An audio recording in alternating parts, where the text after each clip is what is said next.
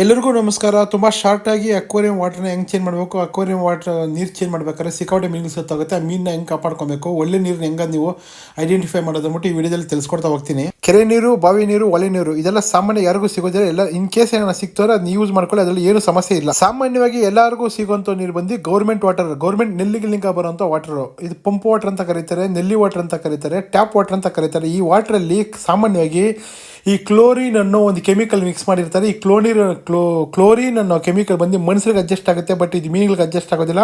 So tap water ಡೈರೆಕ್ಟಾಗಿ ನೀವು aquarium fish water change ಮಾಡುವಾಗ ನೀವು ಹಾಕಿದ್ರೆ ಸಾಯೋ ಚಾನ್ಸಸ್ ತುಂಬ ಇರ್ತದೆ. ಇನ್ ಕೇಸ್ ಒಂದು ದಿವಸ ಎರಡನೇ ದಿವಸ ಬಂದು ಸತ್ತೋಗೋ ಚಾನ್ಸಸ್ ಇರ್ತದೆ. ಸೊ ಸಾಮಾನ್ಯವಾಗಿ ನೀವು ಈ ಟ್ಯಾಪ್ ವಾಟರ್ಸ್ನ ಯೂಸ್ ಮಾಡೋದು ಸ್ವಲ್ಪ ಕಡಿಮೆ ಮಾಡ್ಕೊಳ್ಳಿ.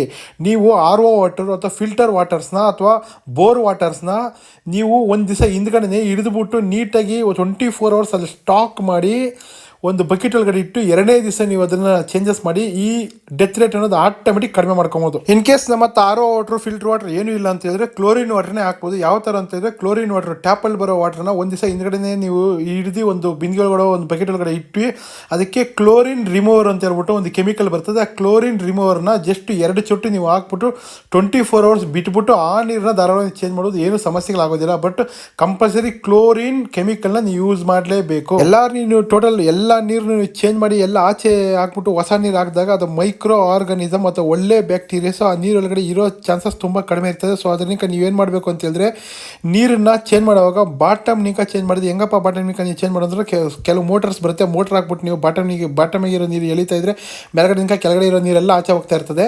ಸೊ ಸೈಪಾನ್ ಪಂಪ್ ಅಂತ ಬರುತ್ತೆ. ಆ ಪಂಪ್ ಮುಖಾಂತರ ಬಾಟಮಲ್ಲಿರೋ ನೀರನ್ನ ಎಳ್ಬಿಟ್ಟು ಆಚೆ ಬಿಟ್ಟರೆ ತುಂಬ ಒಳ್ಳೆಯದು. ಜಗ್ಗಲ್ಲಿ ನೀವೆಲ್ಲ ಸುಮಾರು ಜನ ಎತ್ಕೊತೀರಾ, ಆ ಥರ ಮಾಡೋಕ್ಕೆ ಹೋಗ್ಬೇಡಿ.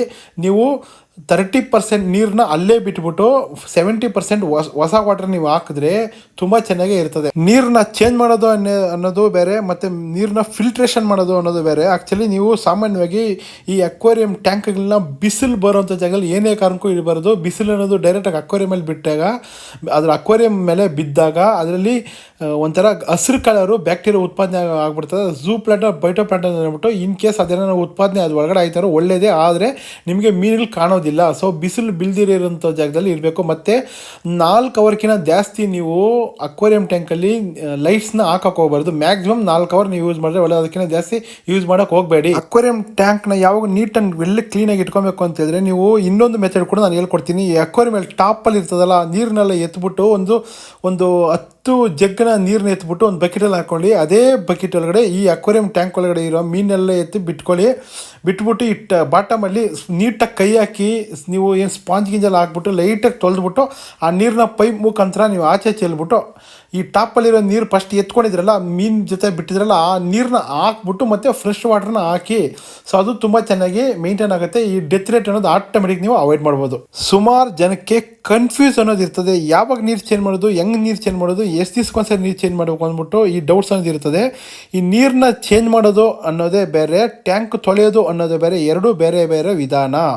ನೀರು ಚೇಂಜ್ ಮಾಡೋದು ಹೆಂಗಂತ ಹೇಳಿದ್ರೆ ನೀವು ಎವ್ರಿ ವೀಕು ಒಂದು ಅರ್ಧ ಬಕೆಟು ಆಚೆ ನೀರು ಚೆಲ್ಬಿಟ್ಟು ಅರ್ಧ ಬಕೆಟು ಒಳಗಡೆ ನೀವು ಚೇಂಜ್ ಮಾಡ್ತಾ ಹೋದರೆ ತುಂಬ ಚೆನ್ನಾಗಿ ಮೇಂಟೈನ್ ಆಗುತ್ತೆ. ಕ್ಲೀನ್ ಮಾಡೋದು ಅನ್ನೋದು ಬೇರೆ. ಈ ಅಕ್ವೇರಿಯಂ ಟ್ಯಾಂಕು 15 ದಿವಸಕ್ಕೊಂದ್ಸರಿ ನೀವು ಕಂಪಲ್ಸರಿ ಕ್ಲೀನ್ ಮಾಡಲೇಬೇಕು. ಈ ಬಾಟಮ್ನಲ್ಲಿ ಸ್ವಲ್ಪ ಡಸ್ಟು ಮತ್ತು ಬೇರೆ ಎಲ್ಲ ಗಲೀಜೆಲ್ಲ ಆಗ್ಬಿಟ್ಟಿರ್ತದೆ. ಸೊ ಅದರಿಂದ ನಾನು ಹೇಳೋ ಮೆಥಡಲ್ಲಿ ನೀಟಾಗಿ ಕ್ಲೀನ್ ಮಾಡ್ಕೊಬೋದು. ನಾನು ಹೇಳಿದ್ದು ಬಂದು ನಾರ್ಮಲ್ ಅಕ್ವೇರಿಯಂ ಟ್ಯಾಂಕ್ಸ್. ಇದರಲ್ಲೇ ಪ್ಲಾಂಟೇಶನ್ ಅಕ್ವೇರಿಯಂ ಟ್ಯಾಂಕ್ಸ್ ಇರ್ತದೆ, ಮತ್ತು ಗ್ರಾವೆಲ್ಸು ಸಾಯಿಲಲ್ಲಿ ಹಾಕ್ಬಿಟ್ಟು ಹಾಕಿರ್ತಾರೆ, ಅದಕ್ಕೆ ಮೆಥಡೇ ಬೇರೆ. ಅದು ನೀವು ಸಾಯಿಲ್ ಹಾಕಿರೋಂಥದಕ್ಕೆ ಜಸ್ಟ್ ಸೈಪಾನ್ ಫಮ್ ತಗೊಂಡು ಈ ಬಾಟಮಲ್ಲಿರೋ ಗಲೀಜು ಮಾತ್ರ ತೆಗೆದು ಆಚೆ ಹಾಕ್ಬಿಟ್ಟು ಮೇಲ್ಗಡೆ ಒಂದು 10-15 ಜಗ್ಗು ಹೊಸ ನೀರು ಹಾಕ್ತವ್ರೆ. ಅದು ಏನು ನಿಮ್ಗೆ ಸಮಸ್ಯೆ ಇಲ್ಲ, ಅದು ಮೇಂಟೈನ್ ಆಗಿಬಿಡ್ತದೆ.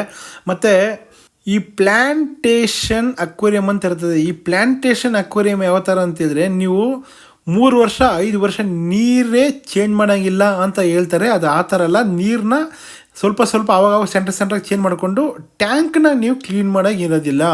5-10 ವರ್ಷ ನೀವು ಈ ಟ್ಯಾಂಕ್ನ ಕ್ಲೀನ್ ಮಾಡಿದ್ರೆ ಮೇಂಟೈನ್ ಮಾಡ್ತಾ ಹೋಗ್ಬೋದು. ಬಟ್ ಅದರಲ್ಲಿ ಸ್ವಲ್ಪ ಹುಲ್ಲೆಲ್ಲ ಆವಾಗ ದೊಡ್ಡದಾಗಿ ಬರ್ತದೆ. ಅದ್ರ ಮಾತ್ರ ಟಾಪ್ ನೀವು ಕಟ್ ಮಾಡ್ಕೊಂಡು ನೀಟಾಗಿ ಮೇಂಟೈನ್ ಮಾಡ್ತಾ ಹೋದರೆ ಈ ಪ್ಲ್ಯಾಂಟೇಷನ್ ಅಕ್ವೇರಿಯಂ ನೀವು ಧಾರಾಳ ಮೇಂಟೈನ್ ಮಾಡೋದು. ಈ ಪ್ಲ್ಯಾಂಟೇಷನ್ ಅಕ್ವೇರಿಯಂ ಅನ್ನೋದು 3-5 ವರ್ಷ ನೀವು ಟ್ಯಾಂಕ್ನ ನೀಟಾಗಿ ಎದ್ಬಿಟ್ಟು ಕ್ಲೀನ್ ಮಾಡೋ ಅವಶ್ಯಕತೆ ಇರೋದಿಲ್ಲ.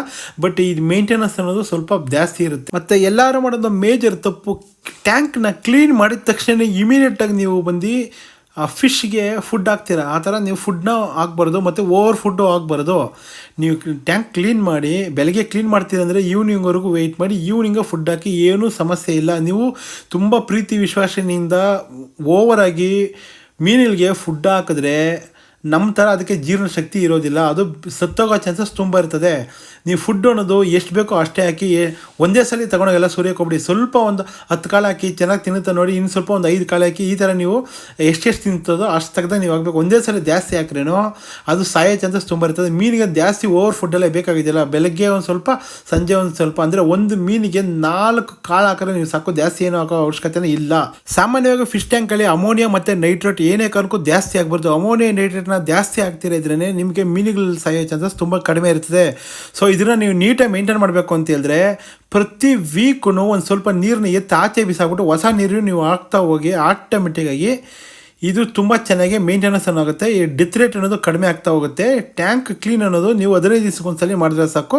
ನೀರು ಬಂದು ಆವಾಗ ಚೇಂಜ್ ಮಾಡ್ತಾ ಇರಬೇಕು. ಬಟ್ ನೀರು ಚೇಂಜ್ ಮಾಡಿದ್ರೆ ಬಾಟಮ್ನಿಂಕ ನೀರು ಚೇಂಜ್ ಮಾಡಬೇಕು. ಟಾಪ್ನಿಂಕ ಏನೇ ಕಾರಣಕ್ಕೂ ನೀರು ಚೇಂಜ್ ಮಾಡೋಕೆ ಹೋಗ್ಬೇಡಿ. ಈ ಜಗ್ಗಲ್ಲಿ ಎತ್ತು ಇದೆಲ್ಲ ನಿಲ್ಲಿಸ್ಬಿಟ್ಟು ಈ ಸೈಪಾನ್ ಫಂಪ್ ಅಂತ ಬರುತ್ತೆ, ಅದು ಪುಷಿಂಗ್ ಮಾತಾಡಿ ಜಸ್ಟ್ ಕೆಳಗಡೆ ನೀವು ಪ್ರೆಸ್ ಮಾಡಿಬಿಟ್ಟು ಒಂದು 2-3 ಸಲ ಪ್ರೆಸ್ ಮಾಡಿ ಬಿಟ್ಟಿದ ತಕ್ಷಣ ಆಟೋಮೆಟಿಕ್ ಹೋಗ್ತಾ ಇರ್ತದೆ.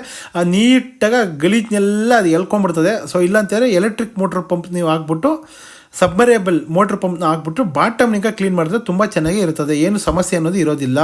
ನನ್ನ ನಂಬರ್ ಬಂದು ಡಿಸ್ಕ್ರಿಪ್ಷನಲ್ಲಿ ಕೆಳಗಡೆ ಕೊಟ್ಟಿರ್ತೀನಿ. 9035851883 ಈ ನಂಬರ್ ಬಂದು ಡಿಸ್ಕ್ರಿಪ್ಷನಲ್ಲಿ ಕೊಟ್ಟಿರ್ತೀನಿ. ಈ ನಂಬರ್ಗೆ ನೀವು ಏನೋ ಡೌಟ್ಸ್ ಇದ್ದರೆ ಕಾಲ್ ಮಾಡಿ ಕೇಳ್ಬೋದು. ಮತ್ತು ನಿಮಗೆ ಫಿಶ್ಗೆ ಬೇಕಾಗಿರೋ ಮೆಟೀರಿಯಲ್ಸ್ನ ನೀವು ಕಾಲ್ ಮಾಡಿ ಕೇಳಿದ್ರೆ ಕಡಿಮೆ ರೇಟಲ್ಲಿ ನಾನು ಕೊಡೋಕ್ಕೆ ಪ್ರಯತ್ನ ಪಡ್ತೀನಿ.